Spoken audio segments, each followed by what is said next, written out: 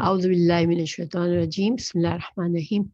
سورہ النساء پر ہیں ہم اور آیت نمبر 101 پر ہیں انشاءاللہ۔ تم فی الارض فلیس علیکم جناح ان تقصروا من الصلاة ان خفتم ان یفتنکم الذین کفروا ان الکافرین کانوا لکم عدوا مبینا۔ وَإِذَا اور جب ضربتم ضربہ ہم پہلے کافی دفعہ پڑھ چکے ہیں۔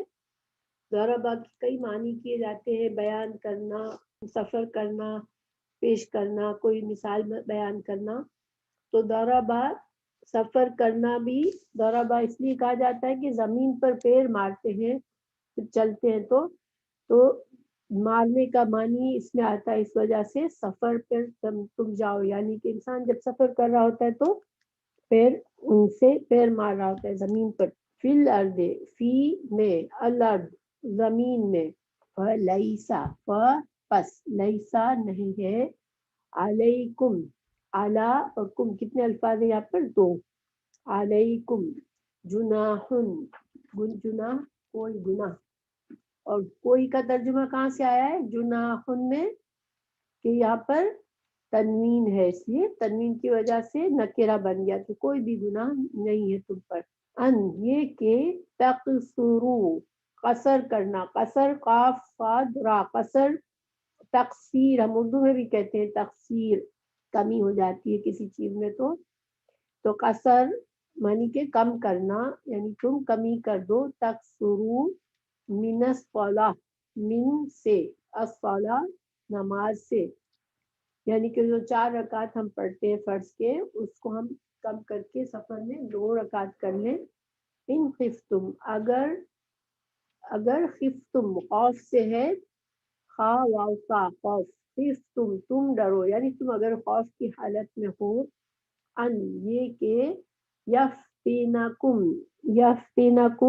تو یہ فتنہ سے ہے، تو فتنہ جو ہے تم کو فتنے میں ڈالے، تو فتنہ کیا ہو سکتا ہے سفر میں؟ کہ تم کو کوئی پریشانی آ جائے، کوئی تم پر حملہ کر دے، کوئی مصیبت آ جائے، اگر تم نماز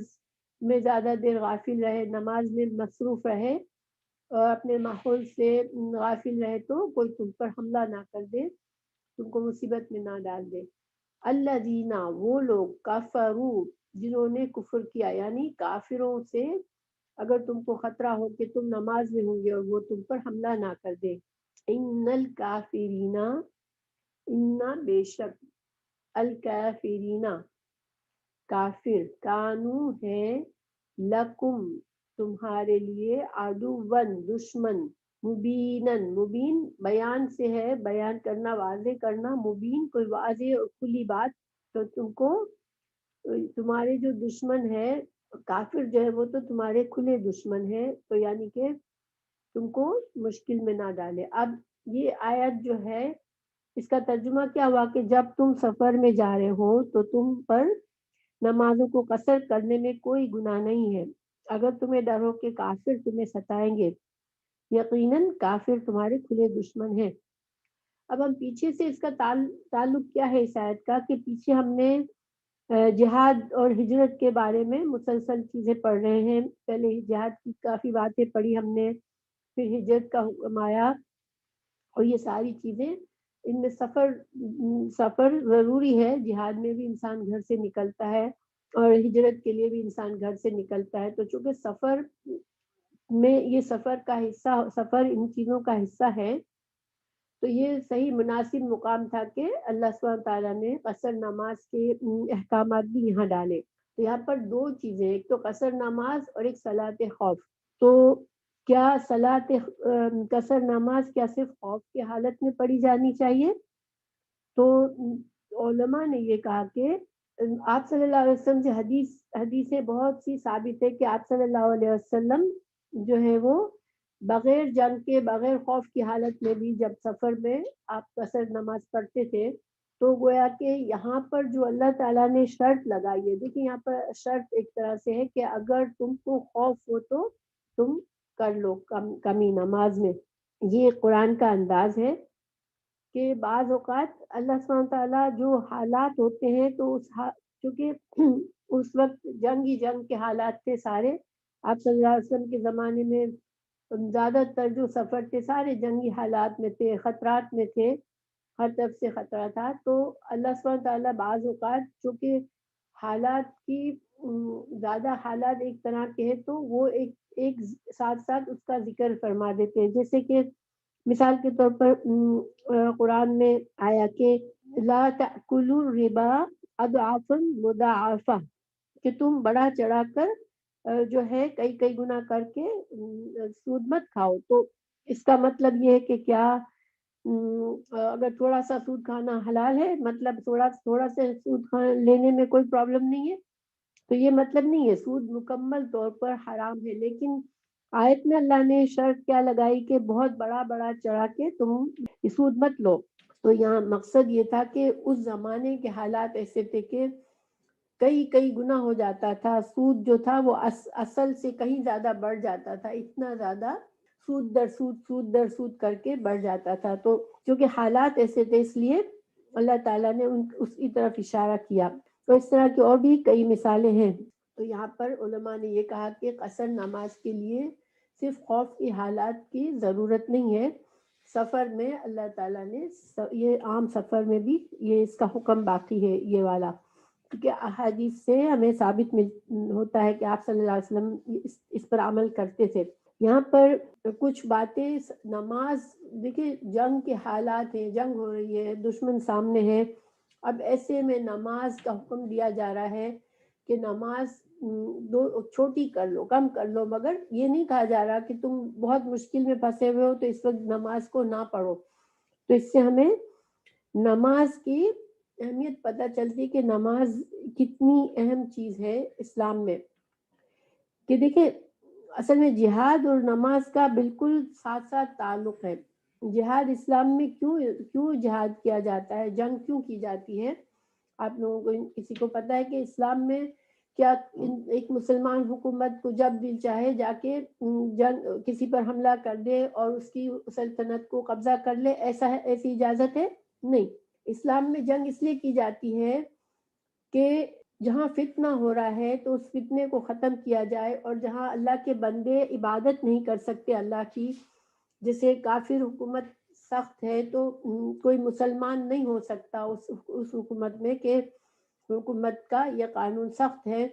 یا اگر کوئی مسلمان وہاں چلا گیا تو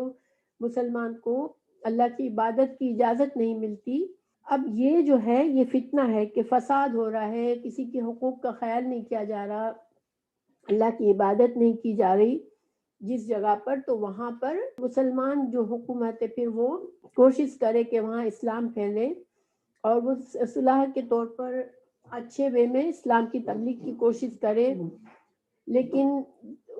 اگر وہ لوگ دشمنی پر اتر جائے تو پھر جنگ ہو سکتی ہے. تو مطلب یہ ہوا کہ جنگ کا اصل مقصد قرآن دین میں، ہمارے دین میں کیا ہے کہ جب اللہ کی زمین پر اللہ کی عبادت کرنا مشکل ہو رہا ہے، نمازیں پڑھنا مشکل ہو رہا ہے، تو پھر مسلمان جنگ کریں وہاں پر تاکہ اسلام کو اسٹیبلش کیا جا سکے اور اللہ کے بندے آزادی سے اللہ کی عبادت کر سکے. تو گویا جہاد کا مقصد اور جہاد کی روح کیا ہے کہ نماز قائم ہو سکے. تو اس وجہ سے اب اگر ایک چیز کی اہمیت کی وجہ سے ہی جہاد کی اجازت ہے تو پھر جہاد میں یہ کیسے اجازت دے دی جاتی کہ اب تم چونکہ لڑائی کی حالت میں ہو تو اب نماز نہ پڑھو. تو اس لیے نماز سے ہمیں پتہ چلتا ہے کہ نماز جو ہے وہ ہمارے دین کی روح ہے، اور جہاد بھی حالت ہو، کوئی بھی حالت ہو، بیماری ہو، سخت جس میں بھی نماز کو نہیں چھوڑنا. ہاں اللہ تعالیٰ نے رخصتیں دی ہیں، جیسے کہ یہاں پہ اللہ نے اس کو کم کر دیا. اب یہ نماز قصر نماز کا حکم کب آیا تھا؟ تو حضرت عائشہ رضی اللہ عنہ کی حدیث ہے کہ پہلے جب مکہ میں تھے مسلمان تو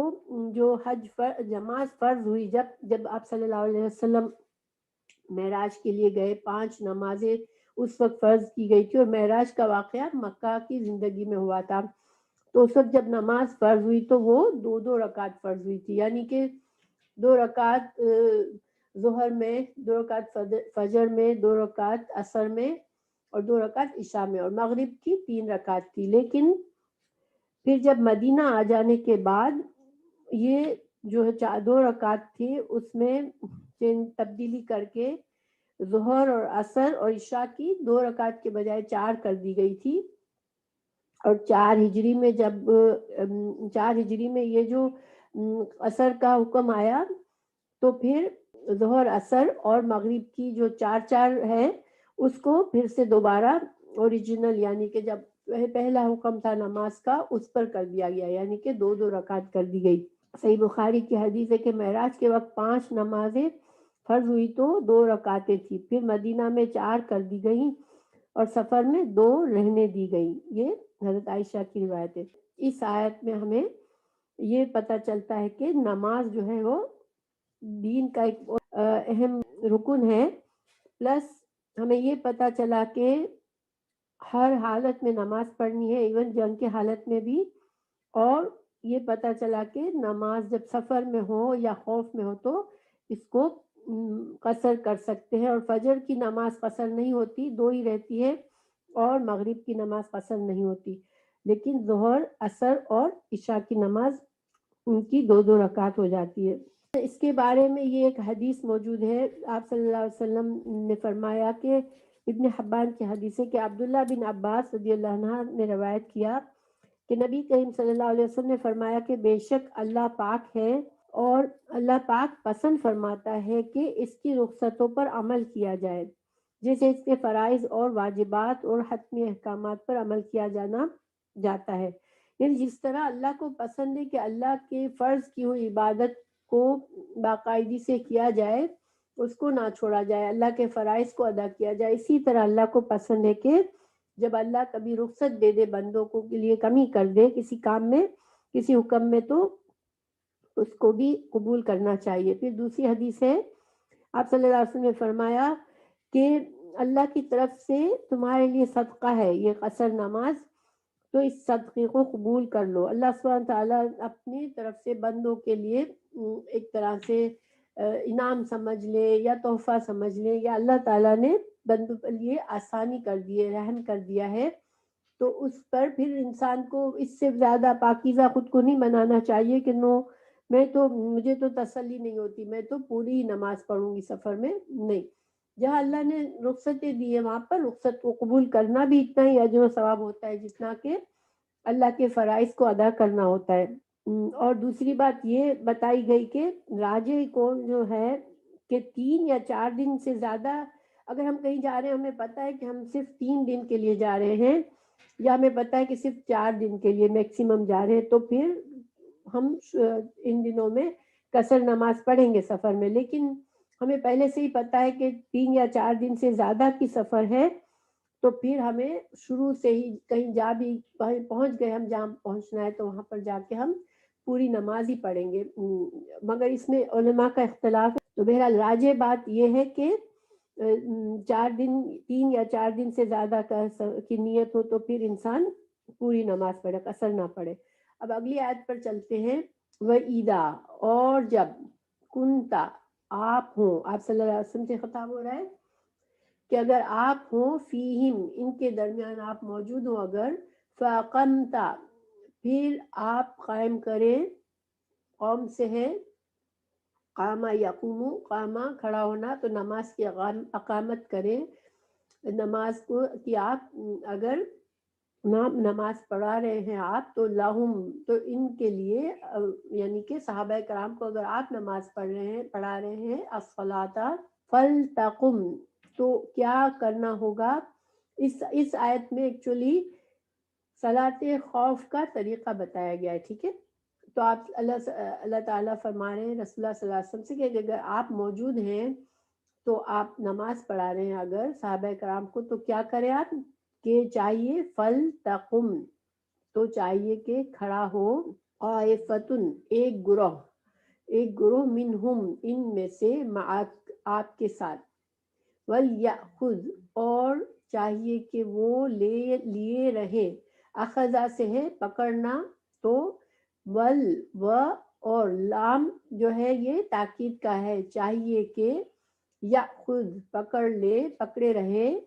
اسلحتہم، اسلحہ ہم اردو میں بھی کہتے ہیں اپنے اسلحہ کو پکڑے رکھیں، فَإِذَا پھر جب سجدوا وہ سجدہ کریں، فَلْيَكُونُوا تو پس لام چاہیے کہ یکونو ہو من سے، ورائکم ورا کہتے ہیں پیچھے، تو ہونا چاہیے کہ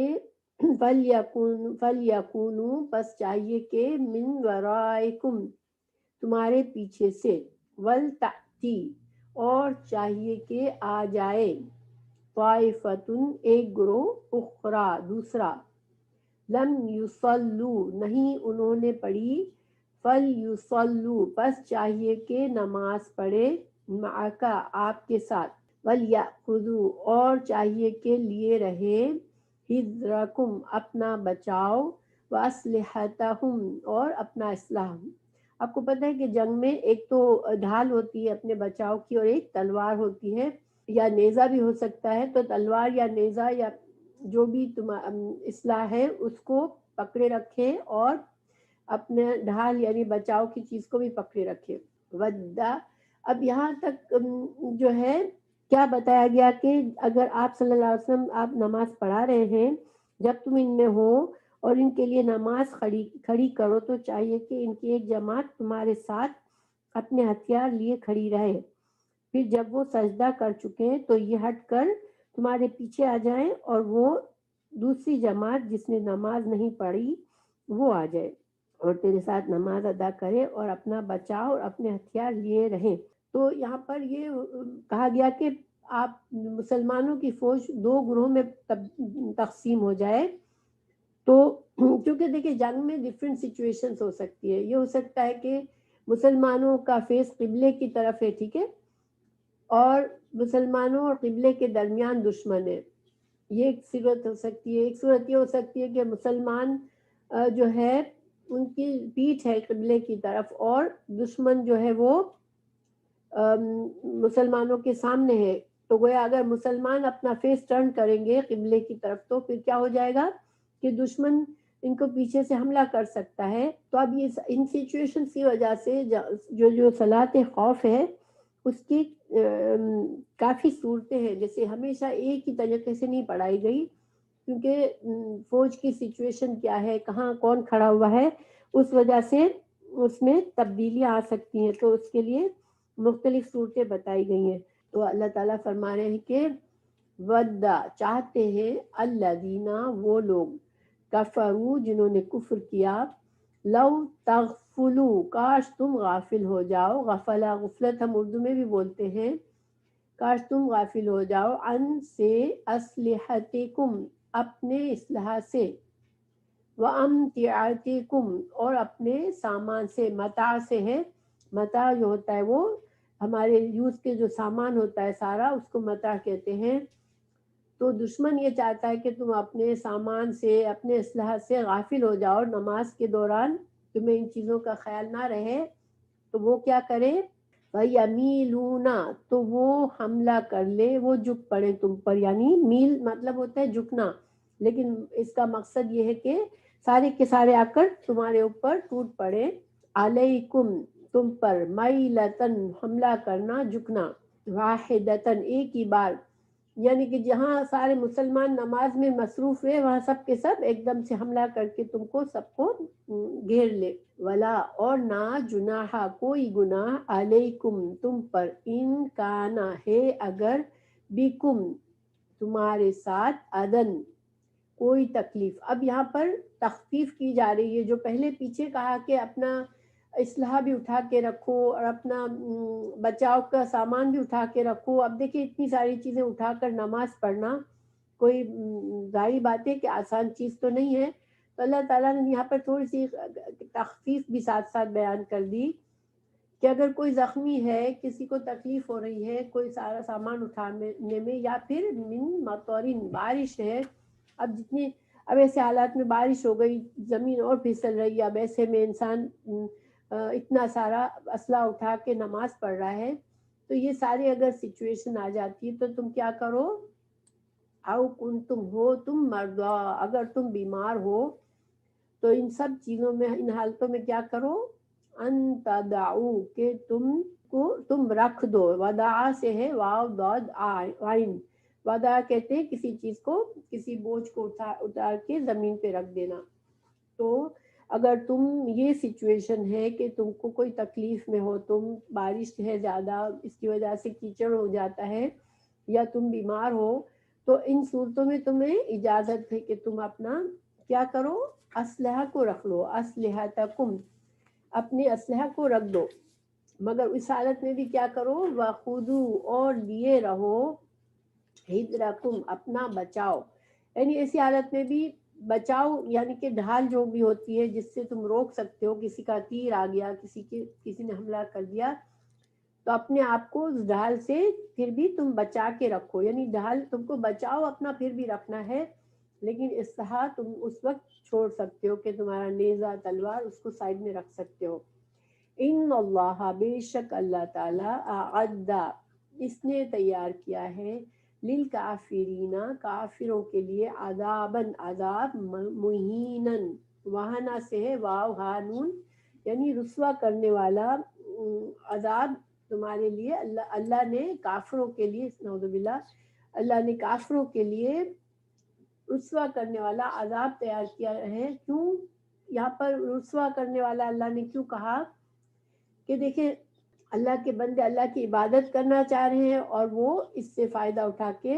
اللہ کے بندوں کو قتل کرنا چاہ رہے ہیں، تو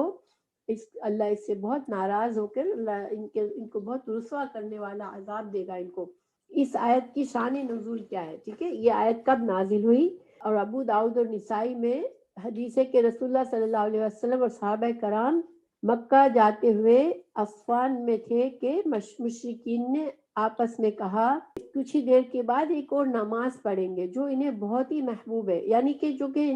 یہ خالد بن ولید کے اس وقت ابھی مسلمان نہیں ہوئے تھے، وہ دشمنوں کی سائڈ پر تھے، تو انہوں نے کہا کہ یہ مسلمانوں کو ابھی جو نماز کا وقت آنے والا ہے نا، وہ نماز تو وہ کسی طرح نہیں چھوڑتے، یہ ان کو بہت عزیز ہے، وہ نماز انہیں بہت ہی محبوب ہے. یہ عصر کی نماز تھی، عصر کا وقت تھا، تو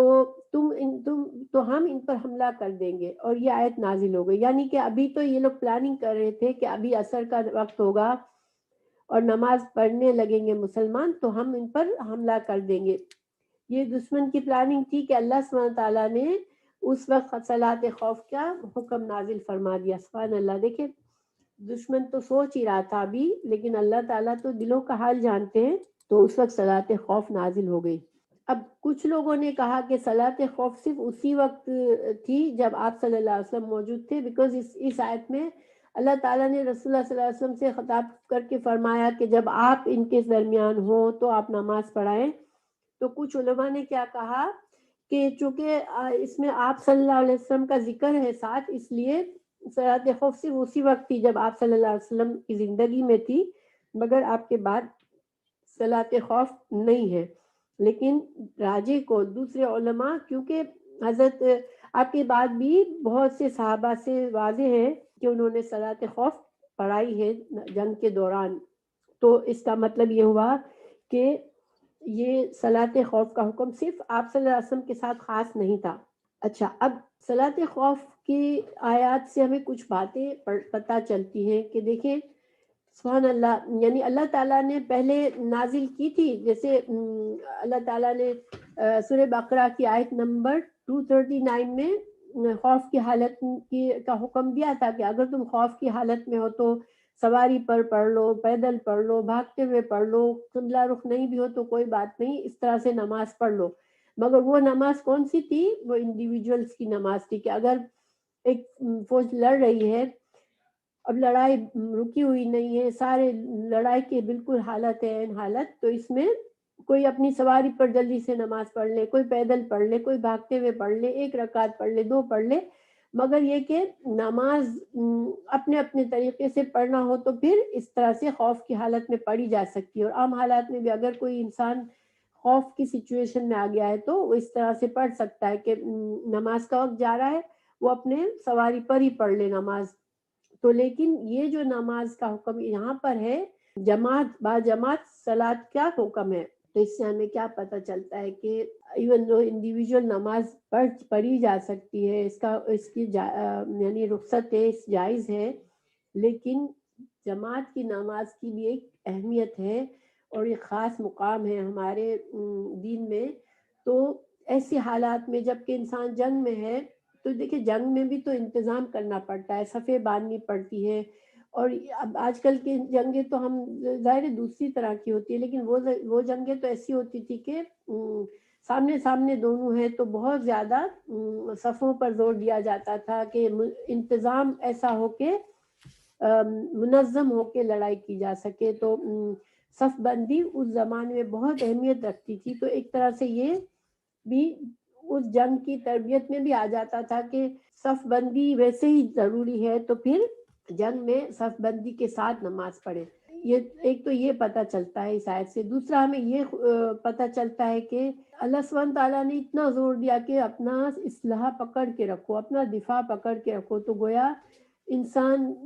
دیکھیں انسان سوچ سکتا ہے نا کہ اب میں تو اللہ کے لیے لڑ رہا ہوں تو کیا ہے، میں نماز پڑھوں گا، اللہ کی عبادت کروں گا، اللہ میری حفاظت فرما لیں گے، مجھے کوئی ضرورت نہیں ہے، دشمن سے مجھے نہیں گھبرانا۔ نہیں، اللہ تعالیٰ نے ایسے حالات میں یہ نہیں کہا کہ نہیں تم اپنے اسلحے سے غافل ہو جاؤ، تمہارا دفاع تو میں کروں گا۔ نہیں، مسلمانوں کو کیا تربیت دی گئی ہمیشہ کہ ہر حال میں تمہاری تدبیر، تمہاری کوشش یہ تو پکی ہونی چاہیے، تم اپنے اسباب تمہارے جو بھی ضروری ہے وہ تم اپنی ذمہ داری تم کو پوری کرنی ہے، پھر اللہ پر بھروسہ کرنا ہے۔ اور یہی حالت، یہی حکم عام حالات میں بھی ہے کہ بندہ ہاتھ پر ہاتھ رکھ کر نہیں بیٹھ سکتا۔ ایک مسلمان کہہ لو میں تو اللہ کا بندہ ہوں، میں تو اللہ کا نیک بندہ ہوں تو اللہ ہی میرے کام کرا دیں گے، نہیں۔ توکل، اللہ پر توکل کرنا ایمان کا حصہ ہے، لیکن توکل کب ہونا چاہیے؟ جب آپ نے اپنا کام پورا کیا، اپنی محنت پوری کی، اور اس کے بعد پھر اللہ پر بھروسہ کیا، اور پھر جب حالات آپ کا نتیجہ جو بھی آیا، اچھا آیا برا آیا، جب آپ نے اپنی پوری کوشش کی تھی اور اللہ پر توکل کیا تھا تو پھر نتیجہ جیسا بھی ہے پھر اس کو اللہ کی مرضی اور اسی میں بہتری سمجھ کے انسان قبول کرے۔ یہ طریقہ ہے اسلام کا۔ تو ایک طرح سے یہ ٹریننگ بھی دی گئی کہ نہیں، اس میں تم اب غافل نہیں رہو گے۔ ہاں، اگر تم بہت مجبوری ہے، کوئی انسان پوری فوج میں سے بیمار بھی ہے ساتھ، اس کے اندر اتنی انرجی نہیں ہے تو اپنا اسلحہ سائڈ میں رکھ دے اور صرف اپنے بچاؤ کو رکھے۔ پھر ایک اور بات یہاں پر پتہ چلتی ہے کہ رسول اللہ صلی اللہ علیہ وسلم کا خاص نام لیا گیا، اس میں آپ سے خطاب کیا گیا کہ آپ ان کی جماعت کروائے، آپ امامت کروائے۔ تو یہ صحابہ کرام کے لیے ایک بہت تسلی کا باعث تھا۔ آپ صلی اللہ علیہ وسلم کے ساتھ نماز پڑھنا یہ بہت اہمیت تھی صحابہ کرام کو، اور وہ کبھی بھی اس کو نہیں چھوڑنا پسند کرتے تھے کہ آپ صلی اللہ علیہ وسلم کے ساتھ باجماعت نماز نہ پڑھیں۔ یہ اس میں ایک طرح سے صحابہ کرام کے لیے ایک خوشی اور دل کے اطمینان کا بھی ذریعہ تھا اور حوصلہ افزائی بھی تھی کہ آپ صلی اللہ علیہ وسلم کے ساتھ ہم نماز پڑھ رہے ہیں، ٹھیک ہے۔ لیکن ایک جنرل طریقہ یہ ہے نماز کا، صلاۃ خوف کا، کہ دو گروہ میں بٹنا ضروری ہے، ٹھیک ہے۔ دو گروہ میں بٹنے کے بعد ہوتا یہ تھا، ایک طریقہ یہ تھا کہ جیسے آپ صلی اللہ علیہ وسلم نماز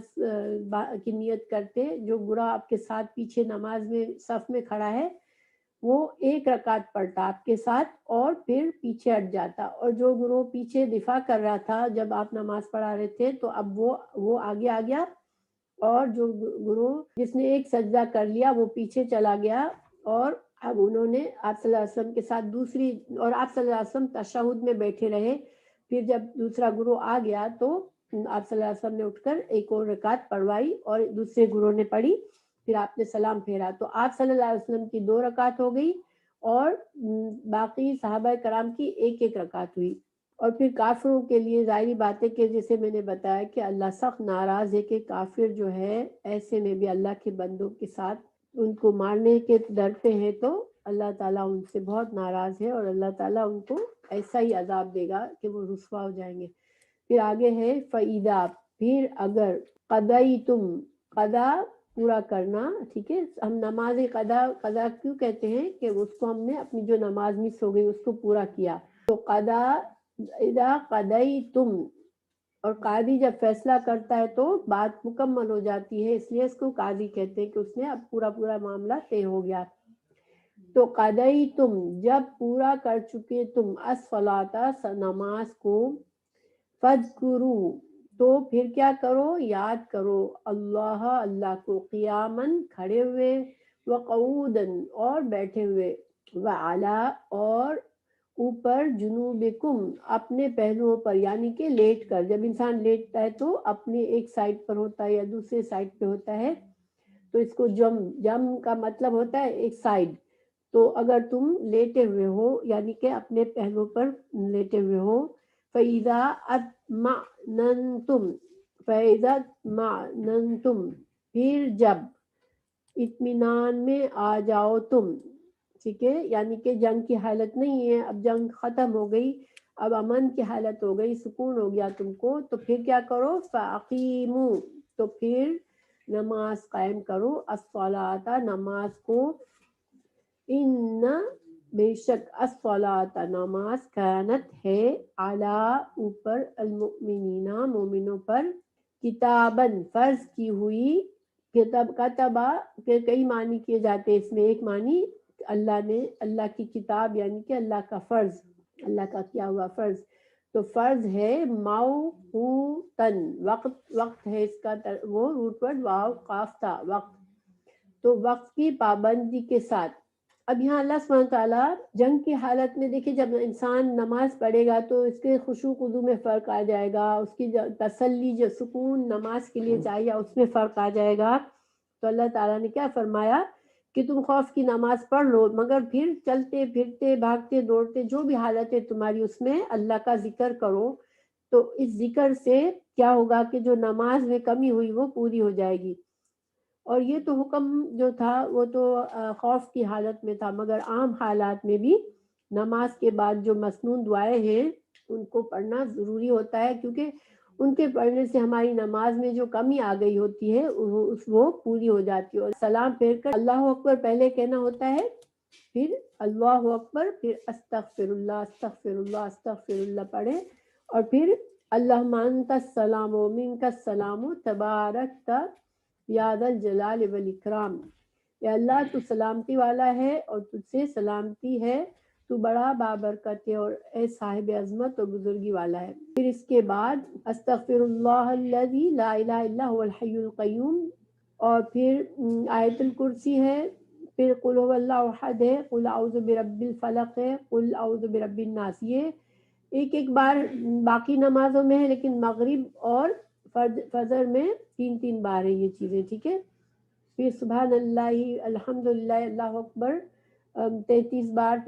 اور 34 بار، پھر لا الہ الا اللہ وحدہ لا شریک لہ لہ الملک ولہ الحمد وہو علی کل شیء قدیر، یہ ایک بار پڑھ لیں۔ آیت الکرسی کی تو الگ سے بھی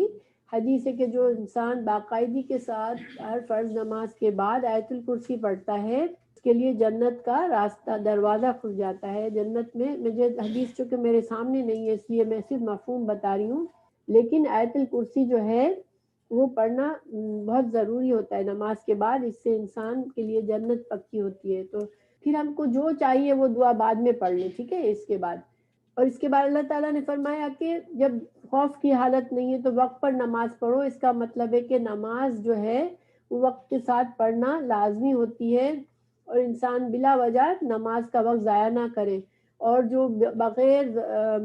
شرعی عذر کے ہم انسان 2 نمازوں کو جمع بھی نہ کرے، ہر نماز کو اپنے وقت میں پڑھے۔ البتہ بعض اوقات یہ ہوتا ہے کہ ہمیں جیسے کوئی ریئلی ایسی سچویشن ہے کہ ہمیں پتہ ہے ہاسپٹل میں جانا ہے، اپوائنٹمنٹ ہے، وہاں شاید ہمیں نماز وقت پر پڑھنے کا موقع نہ ملے، تو ہم نماز جمع سوری کر سکتے۔ جمع سوری کیا ہوتی ہے کہ ایک نماز کو اپنے آخری وقت میں پڑھ کے فوراً دوسری نماز کا ٹائم شروع ہو گیا تو دوسری پڑھ لی، جیسے ظہر کو ظہر کے آخری وقت میں پڑھی، ایسے وقت میں کہ عصر کا ٹائم شروع ہونے والا تھا تو ظہر ختم کی تو فوراً عصر پڑھ لی، یہ بھی جمع ہے اور جمع سوری کہلاتا ہے۔ لیکن جو دوسری جمع ہے وہ سفر کی حالت میں ہی ہوتی ہے، ٹھیک ہے۔ ولا تہنوا، نہ تم سستی کرو،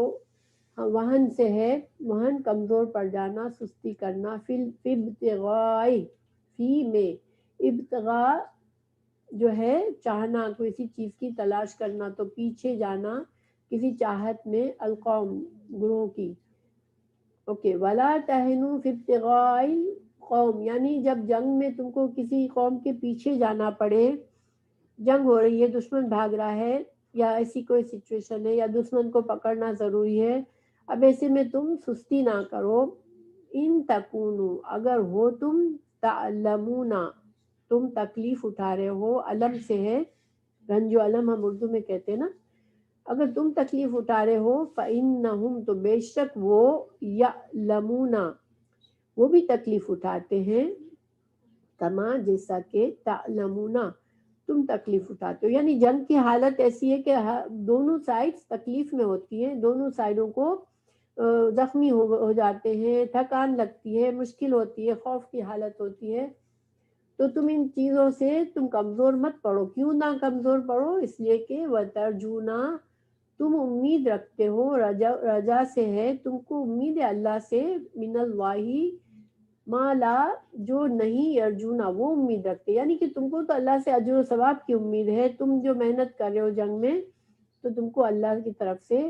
اجر و ثواب ملے گا، مگر ان کو تو کوئی اجر و ثواب بھی نہیں ہے، پھر بھی وہ دنیا کے لیے لڑ رہے ہیں، تو بھی وہ بھی تو تکلیف اٹھا رہے ہیں. تو تم تو پھر تم کو تو آخرت کے فائدے بھی ہیں، تو تم کیوں کمزور ہوں گے؟ مطلب مسلمانوں کو ہمت دلائی جا رہی ہے. وَكَانَ اللَّهُ، اور ہے اللہ، علیمًا حکیمًا، اللہ سب جانتا ہے کہ تم جو بھی تم کو مشکل آ رہی ہے، جس مشکل میں تم جنگ میں حصہ لے رہے ہو، کتنا برداشت کرنا پڑ رہا ہے، یہ ساری چیزیں تو اللہ جان رہا ہے. تو تم اللہ پر بھروسہ کرو، اور تم جو ہو کمزور مت پڑو.